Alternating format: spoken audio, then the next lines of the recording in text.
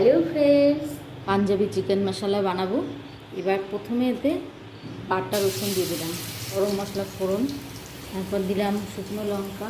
এবার আমি পেঁয়াজটা দিয়ে দেবো।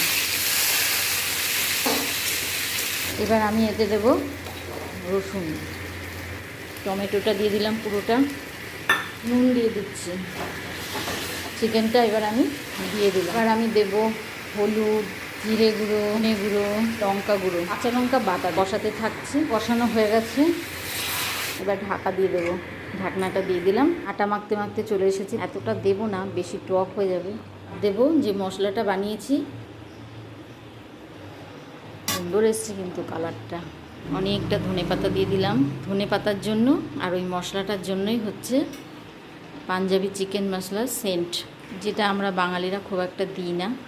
মাংসে ধনেপাতা আমরা খুব কমই দিই, দারুণ লাগে কিন্তু রুটির সাথে। হয়ে গেল আমার পাঞ্জাবি চিকেন মশলা রেডি।